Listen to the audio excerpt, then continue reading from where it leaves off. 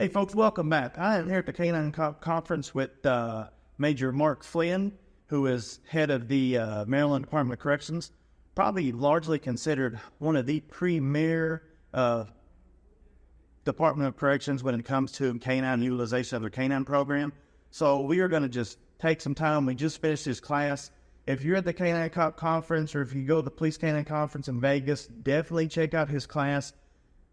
I speak a lot with prisons and jails throughout the year, and they all basically, if they're looking to get started, they have some major concerns. So what we're going to do is let him kind of give you an overview of how successful his program is, how they got started, and talk about why you should implement a canine program in your facility. So I'm going to turn it over to him this time.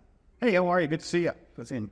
So, I've been doing canine now since 1984. I was in the military for 11 years. I did military canine work. I went to corrections, did 3 years in some of the hardest prisons in Maryland before I became part of the canine program there. That canine program had started with a single dog back in the early 90s.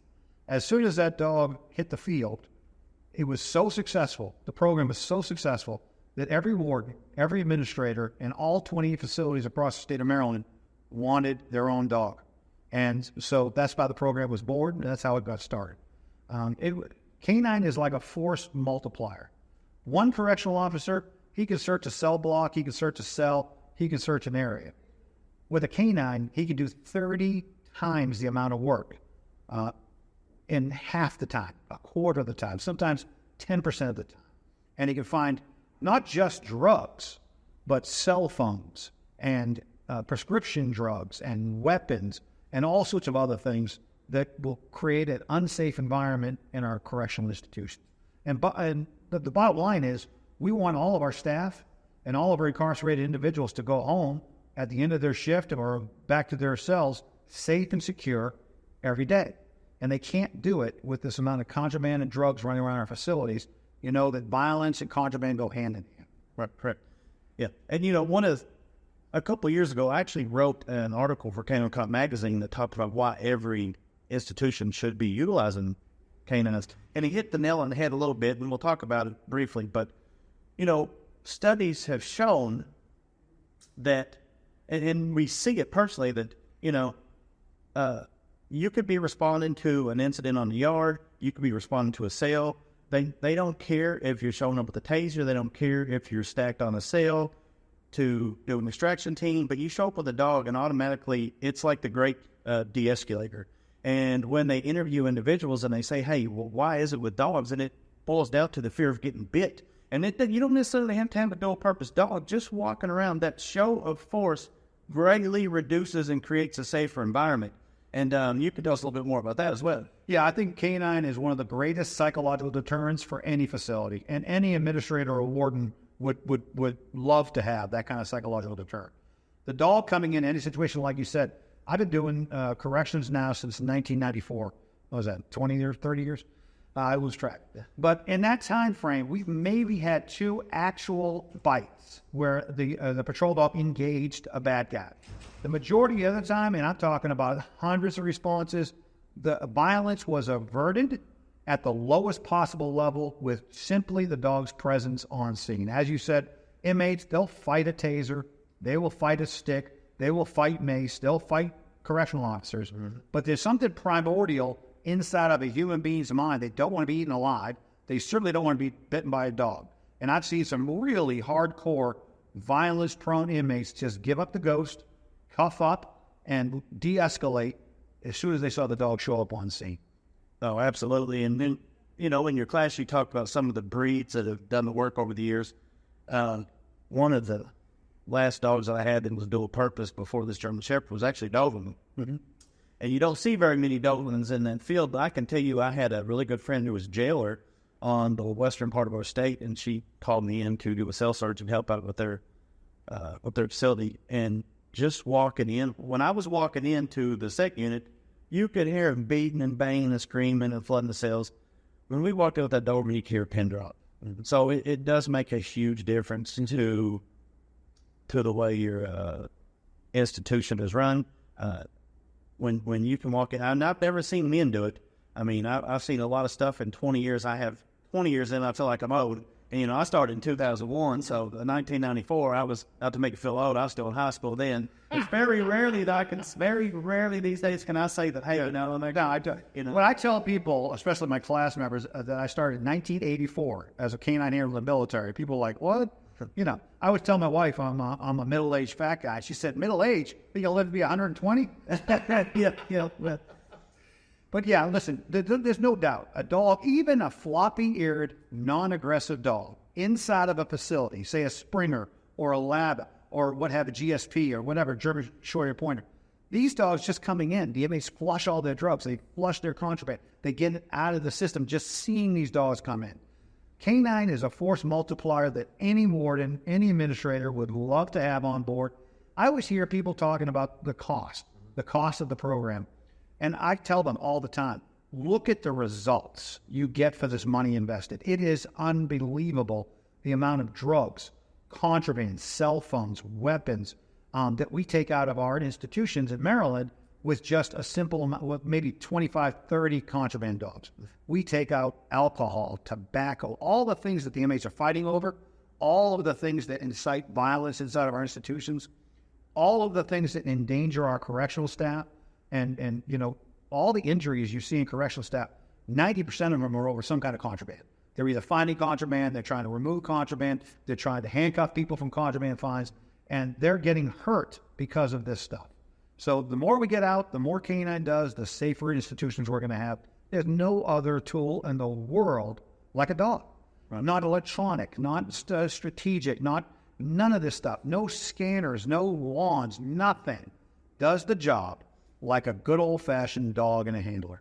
And you've answered a couple of my next questions I was going to ask you, because the administrative roadblocks in getting this set up, and you basically answer that question. And I've argued this with agencies in the past that said, hey, we spent $100 and something grand on this body scanner, but, you know, machines break down. They have to be, you know, they have to be calibrated.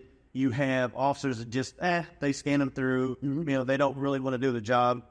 That dog, you know, oftentimes it's just getting your foot in the door. Having one good dog and one motivated handler can make all the difference in the world. And then they question, you know, why were we ever without a canine program? In the early 2000s, we had a major problem with cell phones in Baltimore City. We had an inmate that was using a cell phone to call in hits. One was on his own judge. We developed a cell phone dog in the early 2000s. Her name was Alba. Excellent dog. By the way, a free dog we got from U.S. Customs because she was environmentally unsound for them, but she was perfect for us. Again, another way to save money for your program.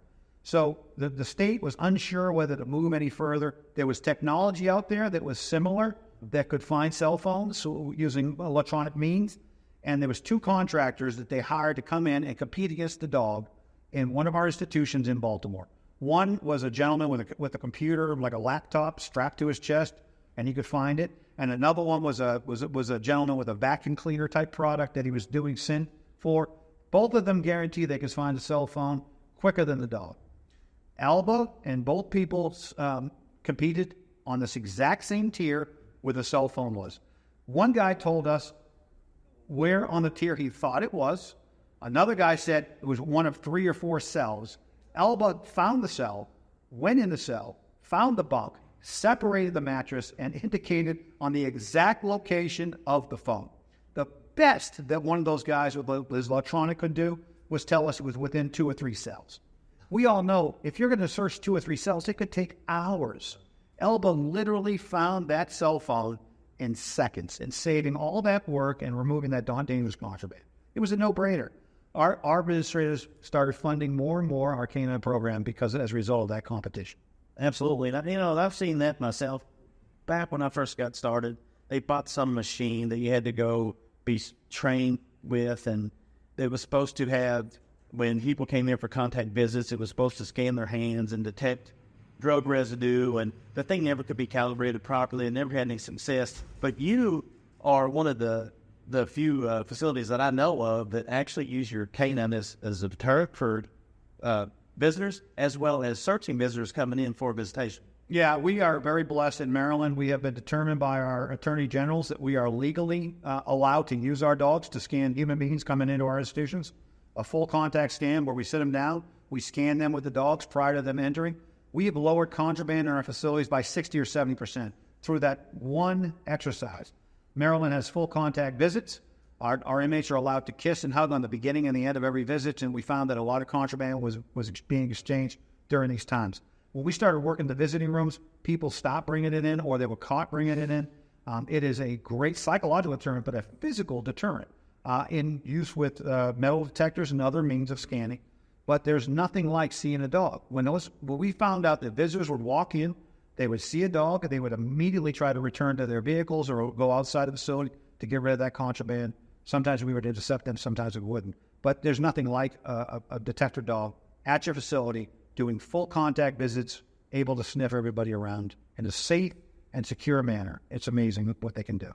Absolutely. And your statistics show, and I got called away in this class, but last class I said, and I'm assuming you still have it in there, but you put your statistics for the previous year in there. So we do a really good job of record keeping, and I think that every canine unit should do this, because it's not a brag sheet, but it's telling people what you've done. People need to see that there's a result. And I don't blame wardens and administrators for wanting to see results. You know, they have a finite amount of funds that they can spend on different programs. And I think that it is our job as Canine to sell our product, and our product is Canine. And it sells itself. Right. And like you said, the statistics are amazing. Literally tens of thousands of Suboxone strips we got last year. We recovered over $1 million in Suboxone alone in the Maryland prison system. We recovered over 2,000 weapons because inmates put their weapons and their drugs together. That's 2,000 weapons we took out of the system just in Canine alone. Drugs, tobacco, hundreds of fines of all of these. We had 63 arrests last year of visitors or staff trying to bring contraband into our facilities. As you might imagine, that is a heck of a psychological deterrent when people see a bad correctional officer or a visitor being arrested and let out in handcuffs. There's nothing like it. It's also boosts the morale of officers working, because there's nothing worse than maybe you went to the academy with this individual and you see him leave with handcuffs. But looks like we're going to have to wrap this up. One thing that we'll ask you is for those facilities that are looking to get started, I know you do a lot of, you help a lot of facilities all over the country. So if they want to get a hold of you, how do they get a hold of you? Okay, they can either email me at mark.flynn, Flynn, at maryland.gov, or they can give me a call on my state cell phone, which is 443-375-9954. I will definitely assist them in any way I can to either get a program started or swell whatever program they have into whatever they want it to be. Awesome. Well, thank you so much, and I look forward to seeing you. My pleasure, man. Take care.